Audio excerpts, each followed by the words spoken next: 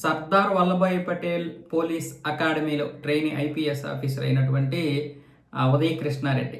ఉదయ్ కృష్ణారెడ్డి ప్రకాశం జిల్లాకు చెందినటువంటి ఈయన 2013లో కసితో ఒక సిఐఓ ఎస్ఐఓ ఆయన అవమానించినందుకు కసితో 2018లో ఐపీఎస్ ర్యాంకు సాధించాడు. 360 ర్యాంక్ సాధించి అప్పట్లో అందరికీ ఆదర్శమైనటువంటి ఉదయ్ కృష్ణారెడ్డి నిన్న ఎప్పుడో ఒక మహిళ మీద దాడి చేశాడు.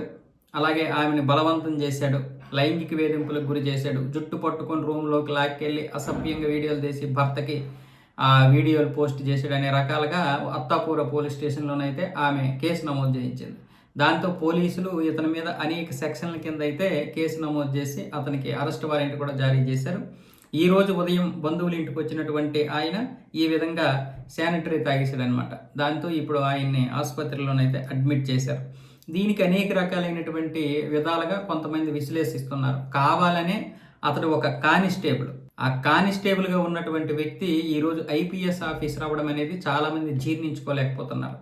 ఆ రోజు కానిస్టేబుల్గా ఉన్న ఇతన్ని ఒక ఎస్ఐ అవమానించడని 2018లో ఇప్పుడు ఉద్యోగానికి రాజీనామా చేసి మరీ ఆయన చాలా కసిగా పాస్ అయ్యాడు. చిన్నప్పుడే వాళ్ళ తల్లిదండ్రులు చనిపోయారు. నాన్నమ్మ కష్టపడి పెంచి పెద్ద చేసి ఉద్యోగం వచ్చేలా చేసింది. ఈయన కూడా కసిగా చదివి ఉద్యోగం సంపాదించుకున్నాడు.